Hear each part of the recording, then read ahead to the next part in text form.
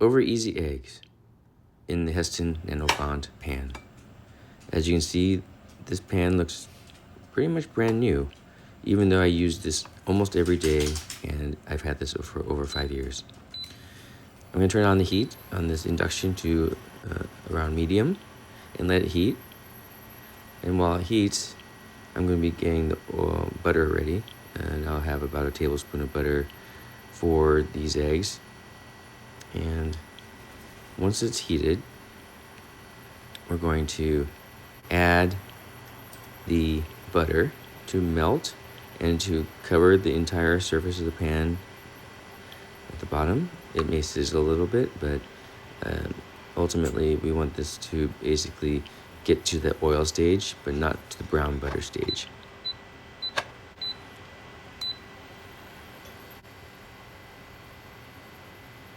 Oil in pan, sizzle, sizzle, sizzle. And we're using, by the way, the 8.5-inch pan. Swirl it around, let it melt.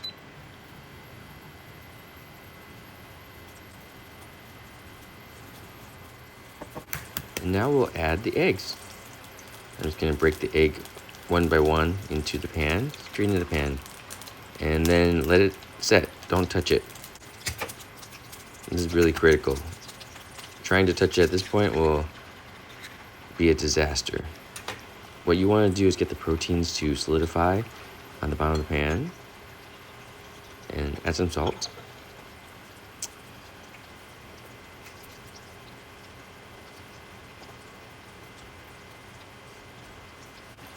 And I'll add some black pepper.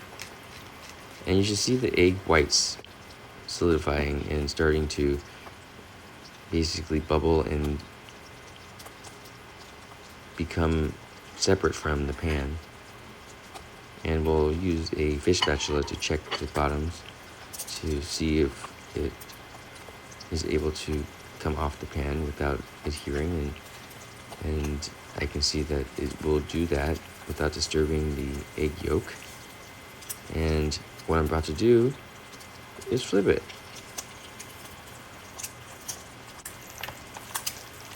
As you can see, it's moving around in the pan, and flip.